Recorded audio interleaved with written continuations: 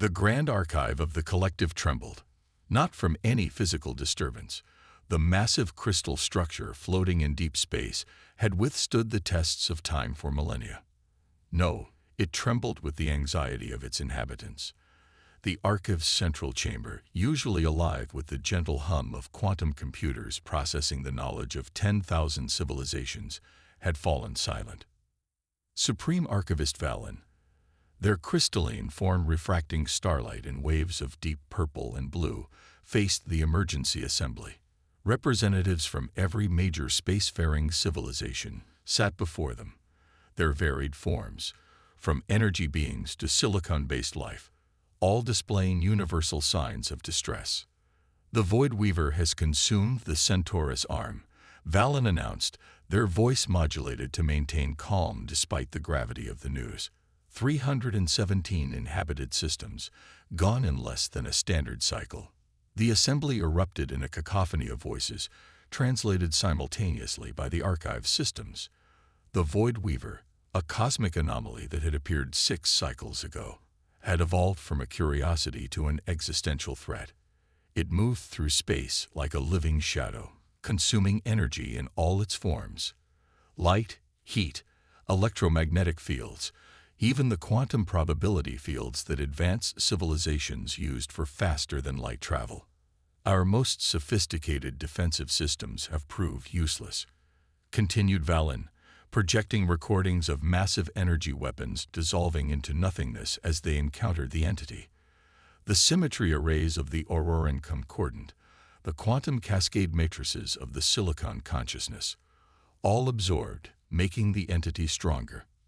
First Speaker Zyra of the Energy Collective pulsed with agitation, their form a storm of golden particles. "We have exhausted every solution in our combined knowledge bases. 10,000 civilizations, millions of years of scientific advancement, and we cannot even slow its advance."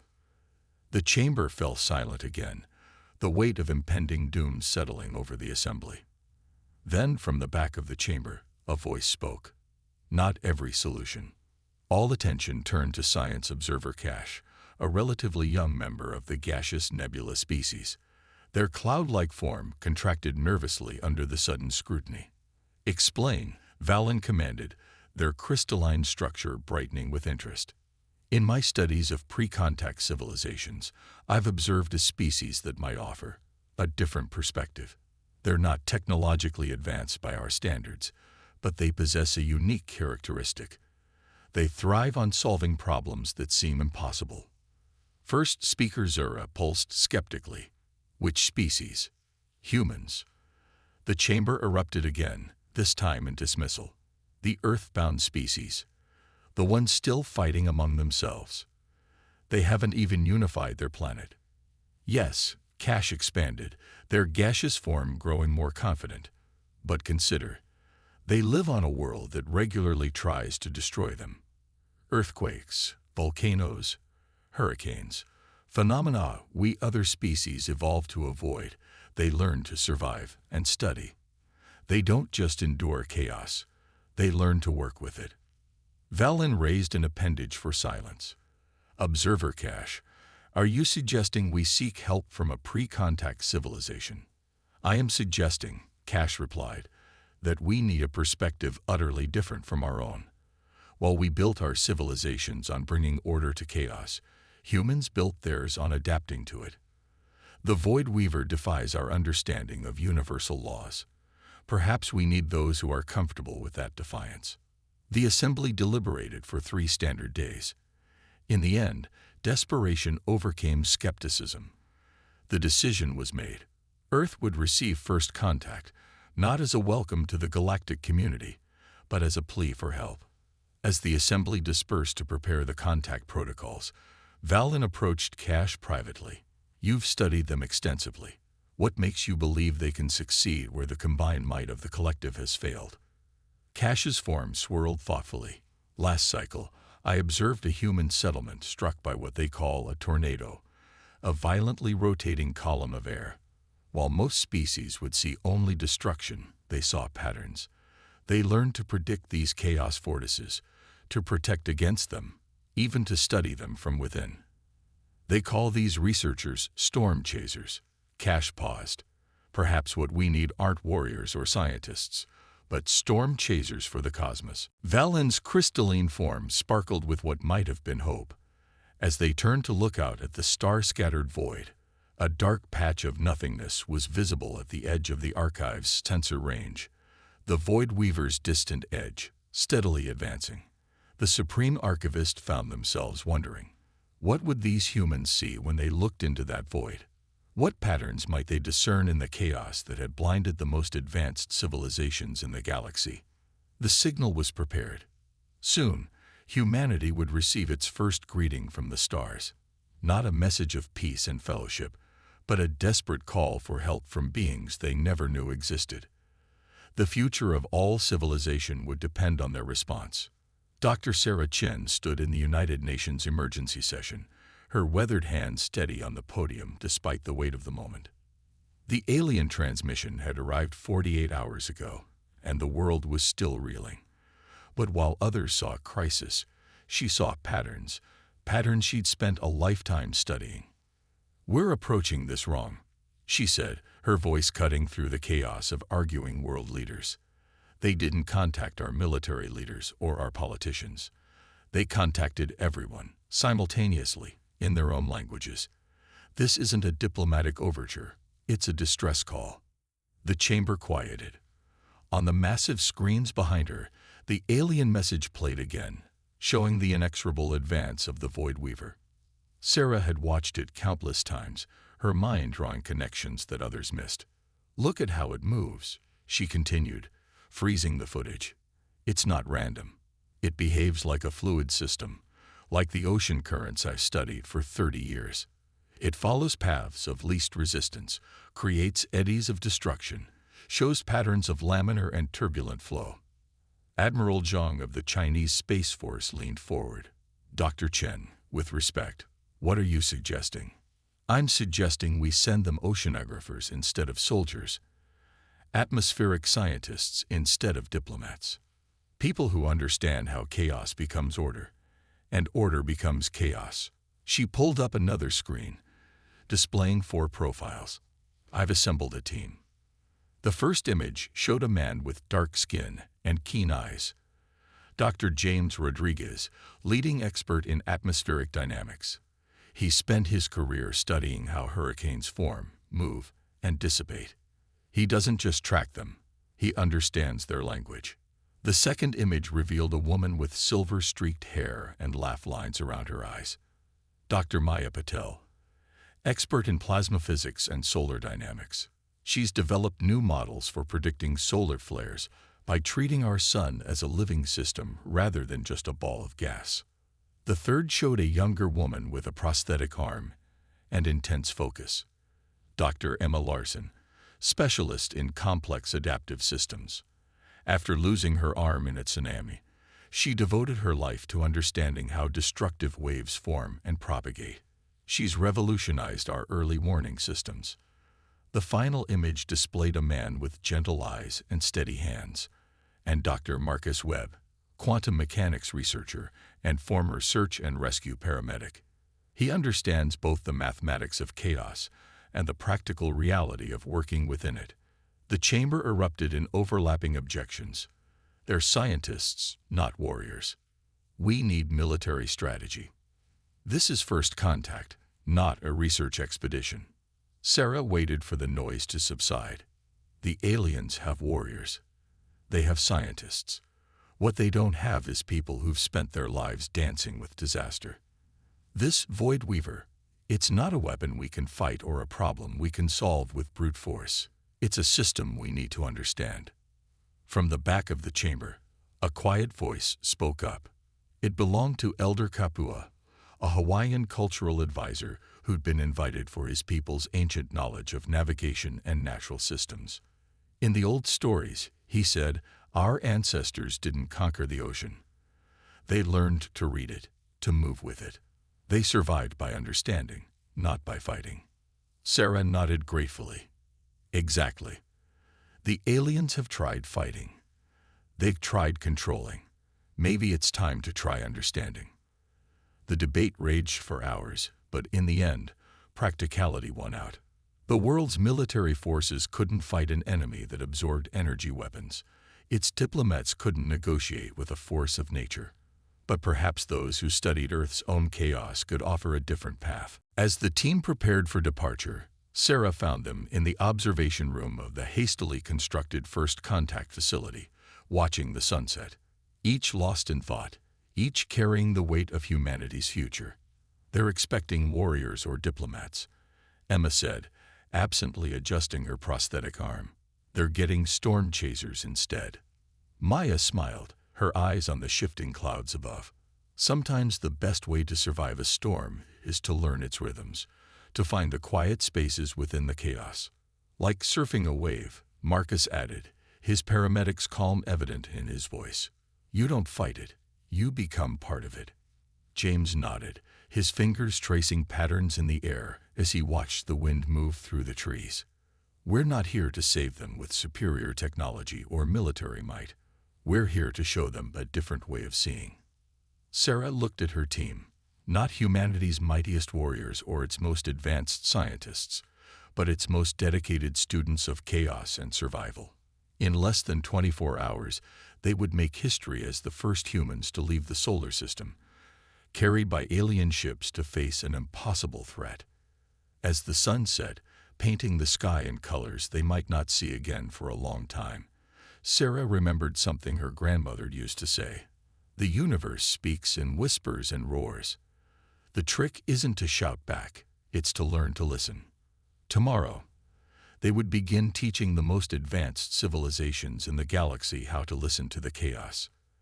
The observation deck of the Grand Archive hummed with tension as the human team stood before a wall of swirling holographic data. The Void Weaver's destruction played out before them in real time, its darkness consuming another star system at the galaxy's edge. Supreme Archivist Valen watched anxiously as the humans studied the display, their reactions utterly unlike anything the collective had expected. Instead of horror, their faces showed recognition. Instead of despair, curiosity. Dr. James Rodriguez stepped closer to the hologram, his hands moving through the data as if conducting an invisible orchestra. "There," he said, pointing to a pattern in the void's movement. "Maya, are you seeing this? It's just like a Category 5 hurricane's eye wall, but on a cosmic scale." Dr. Maya Patel was already deep in calculation, her fingers dancing through floating equations. "The energy absorption pattern, it's nearly identical to solar prominence behavior, just inverted. It's not just destroying energy, it's creating negative flow states. Like a cosmic riptide," Emma added, her prosthetic arm's sensors interfacing with the archive's systems to analyze data streams. "It pulls an energy the same way water pulls away from a beach before a tsunami." The alien observers exchanged confused glances. Cash, the gaseous science observer who had championed bringing humans to help, drifted closer. "You recognize these patterns?" Sarah Chen smiled. "We've been studying similar patterns our entire lives, just on a much smaller scale. The universe uses the same mathematics whether it's forming a whirlpool in a tide pool or a galaxy in the cosmic web." Marcus Webb, who had been quietly processing data through his quantum mechanics lens, suddenly straightened. "It's not just similar, it's exactly the same. The Void Weaver isn't breaking universal laws. It's following them perfectly. Too perfectly."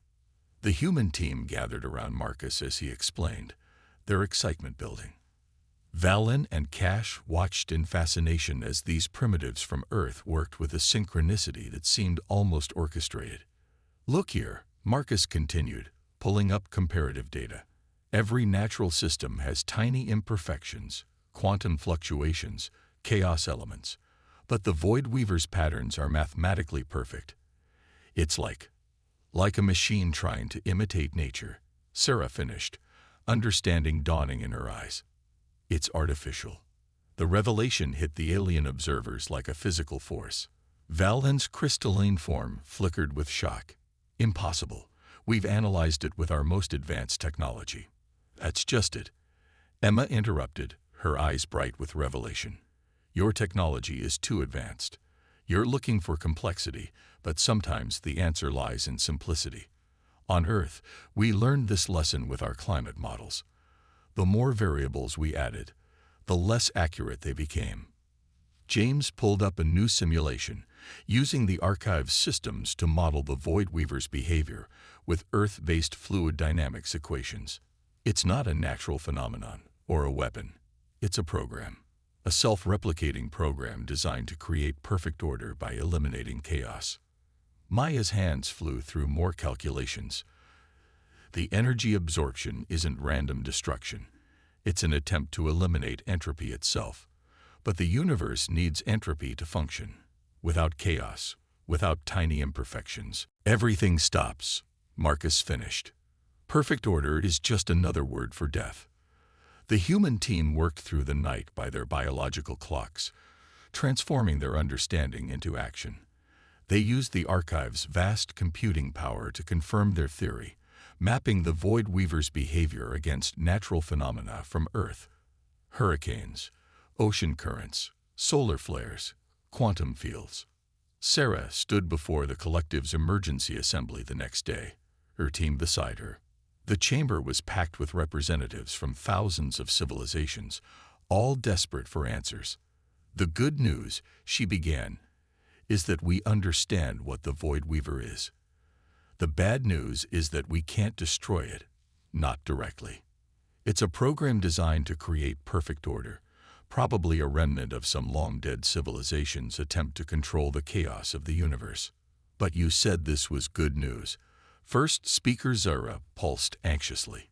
It is, Sarah smiled. Because while we can't destroy it, we can disrupt it.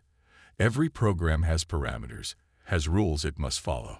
The Void Weaver is trying to impose perfect order on an imperfect universe, and that's its weakness. How do we exploit this weakness? Valen asked, their crystalline form bright with hope. Emma stepped forward, her prosthetic arm projecting a new simulation. The same way we deal with riptides and hurricanes back home. We don't fight the force directly. We introduce controlled chaos. We give it so much entropy to process that its perfect patterns break down. The assembly murmured with uncertainty, but in their voices was something that hadn't been present before. Hope. As the human team laid out their plan, the most advanced civilizations in the galaxy prepared to learn a lesson from Earth. Sometimes the key to survival isn't in fighting chaos, but in embracing it. The Grand Archive's central chamber had transformed from a place of contemplation into a storm of activity. Holographic displays showed the Void Weaver's inexorable advance toward the Carina cluster, home to billions of sentient beings. The human team worked frantically, but they faced an unexpected obstacle. The very allies they'd come to help. Absolutely not, declared High Commander Vrix of the Silicon Consciousness, their metallic form pulsing with agitation. Your plan is madness. You want us to deliberately create chaos, to destabilize entire star systems. Controlled chaos, Dr. Maya Patel corrected, her patience wearing thin after hours of debate, like backburning to stop a forest fire. Sometimes you have to work with destruction to prevent greater destruction. The assembly erupted in overlapping objections. The most advanced civilizations in the galaxy, faced with a solution that defied their fundamental beliefs about order and progress, were balking at the edge of salvation. Sarah Chen watched the debate rage, reminded of similar arguments on Earth, when revolutionary ideas challenged established thinking. She caught Emma's eye and nodded. It was time for their backup plan. We'll demonstrate, Emma announced, her voice cutting through the chaos. The chamber fell silent. Give us one system, one dying star on the Void Weaver's path. Let us show you. First speaker Zara's energy form flickered skeptically. You would risk an entire star system on an untested theory. No. Marcus stepped forward, his former paramedic's calm evident in his voice. We'd risk one system to save trillions of lives. Just like how on Earth, we sometimes have to sacrifice one building to create a firebreak that saves a city. James Rodriguez pulled up a new holographic display. This red giant, He pointed to a dying star system in the Void Weaver's path. It's already reaching the end of its life cycle. Let us use it. Supreme Archivist Valen's crystalline form shimmered thoughtfully. The Helios 7 system, uninhabited, already showing signs of instability. They turned to the assembly. I support this test. The vote was close, but desperation won out over caution. The human team had 48 hours to prove their theory. They worked without rest, converting their understanding of Earth's natural phenomena into a cosmic-scale solution. Maya's expertise in solar dynamics guided their manipulation of the dying star's magnetic fields. James applied his knowledge of hurricane formation to create controlled energy vortices. Emma's understanding of wave propagation helped them shape the chaos they were about to unleash. Marcus stood at a control interface, his quantum mechanics background helping him translate their Earth science solutions into commands the alien technology could execute. It's like performing emergency surgery on the universe, he muttered, his hand steady despite the stakes. Sarah watched the final preparations, remembering all the times humanity had faced destruction on Earth and found a way to dance with disaster instead of being consumed by it. Ready? She asked her team. They nodded, each at their stations. The alien observers held their collective breath as the humans began their impossible experiment. The dying star reacted to their manipulations, its magnetic fields twisting into new configurations. They introduced carefully calculated instabilities, creating a cascade of chaos that followed Earth-based mathematical patterns. To the aliens, it looked like madness. Energy spilling in all directions, magnetic fields tangling, radiation bursting in unpredictable patterns. Status, Sarah called out. Controlled chaos at 15% of theoretical maximum. Maya reported, her eyes fixed on the readings. The star's core is responding exactly as predicted. Wave propagation patterns holding steady, Emma added, her prosthetic arm interfacing directly with the monitoring systems. It's like watching a tsunami in slow motion, but with stellar plasma. James studied the energy flow patterns. The vortices are forming, just like a hurricane's eye wall, but made of solar plasma and magnetic fields. Then the Void Weaver arrived at the system's edge, right on schedule. The assembly watched in tense silence as the cosmic darkness approached the chaotic star system. The effect was immediate and stunning. The Void Weaver's perfect patterns began to distort as it encountered the controlled chaos. Its attempts to impose order were met with carefully crafted disorder that multiplied faster than it could be consumed. It's working, Marcus breathed, watching the quantum readings. The program can't handle this many variables. It's trying to create perfect order, but we're giving it an equation it can't solve. The Void Weaver's advance slowed, then stopped. Its edges began to fray as it encountered more and more chaos that defied its programming. For the first time since it had appeared, the cosmic darkness showed signs of weakness. But then something went wrong. The star's magnetic fields began to collapse in an unexpected way. Warning signals blared through the archive systems. The chaos is cascading out of control, Maya shouted, her hands flying over the controls. The magnetic containment fields are failing. Sarah watched the disaster unfold, her mind racing.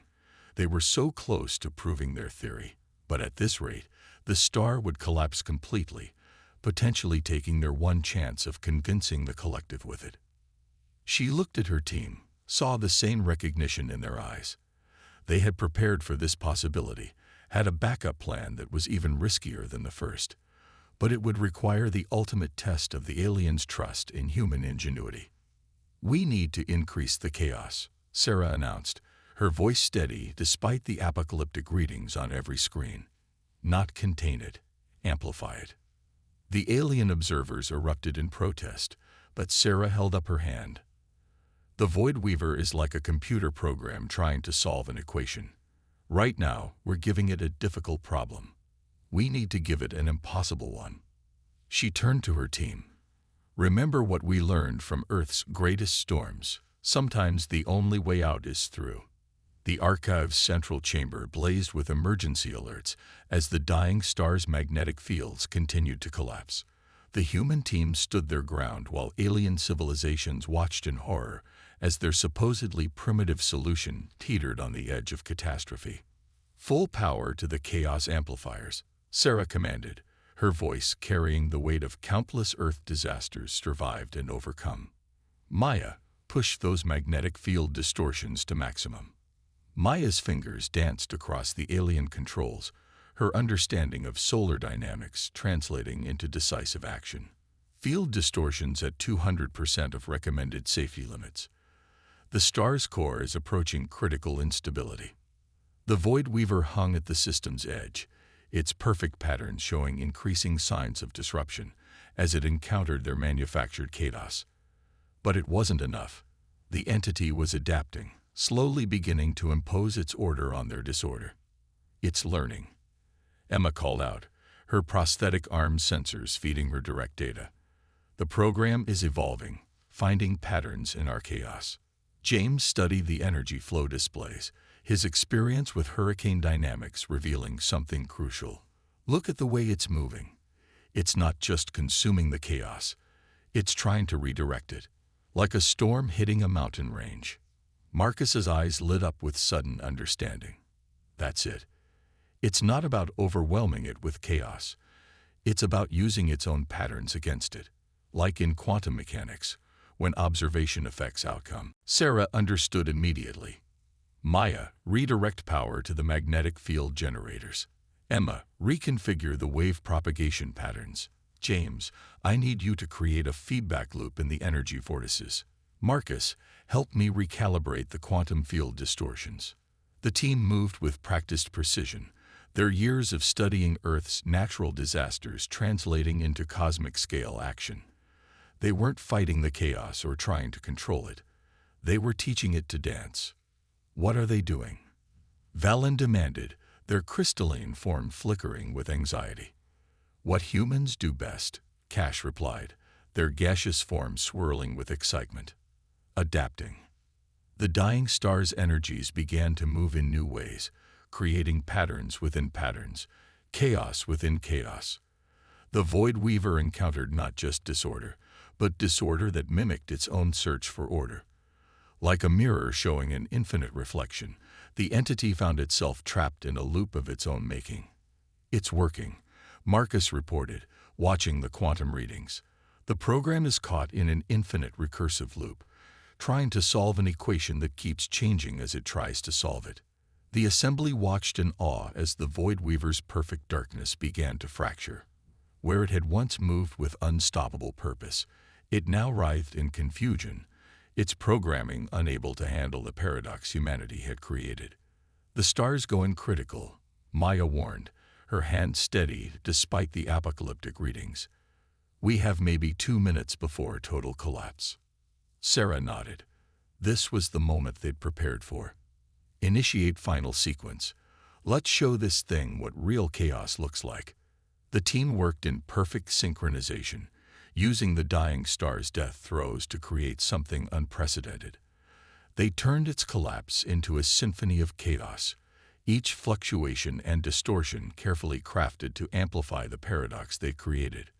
The Void Weaver, trapped in their infinite loop, began to unravel. Its perfect patterns dissolved, unable to maintain coherence in the face of chaos that refused to be ordered. Like a knot coming undone, the cosmic darkness that had threatened all civilization began to dissipate. "Energy readings are dropping across all spectrums," Emma reported, her voice tight with controlled excitement. "The program is decompiling itself." The star's final moments approached. Maya's fingers flew across the controls, conducting the stellar orchestra in its final performance. "Core collapse in 10 seconds. Ready the containment fields," Sarah ordered. They had one last card to play.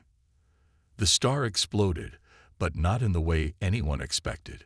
The humans had turned its death into a precisely tuned chaos bomb, its energies rippling out in patterns that echoed their carefully crafted disorder.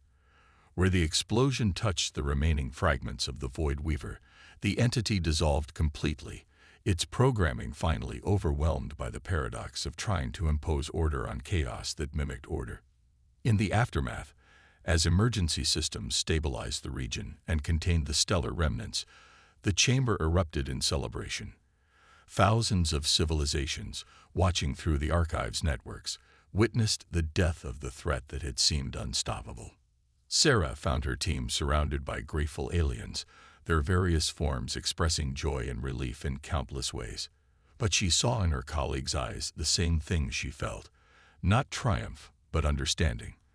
They had succeeded not by being more advanced or more powerful, but by being what humans had always been: students of chaos, dancers with disaster, survivors who learned to turn nature's greatest challenges into tools for survival. Supreme Archivist Valen approached the team, their crystalline form glowing with colors none of them had seen before. "You have saved us all," they said simply. "How can we ever repay this debt?" Sarah looked at her team, saw them nod in agreement with what she was about to say. "Teach us about the stars," she replied. "And we'll teach you about the storms. There's so much we can learn from each other." As the celebration continued around them, the human team gathered at the observation deck, watching the stars shine brighter now that the darkness was gone. They had come to these advanced civilizations, not as conquerors or saviors, but as people who had learned to dance with the forces that others feared. In doing so, they had shown the galaxy that sometimes the greatest advancement isn't in mastering chaos, but in learning to move with it. Humanity had taken its first steps into a larger universe, not with superior technology or military might, but with the wisdom gained from surviving on a planet that had never made survival easy. They had brought with them the most powerful tool of all: the ability to see patterns in chaos, hope in disaster, and possibility in the impossible. The galaxy would never be the same, and neither would humanity.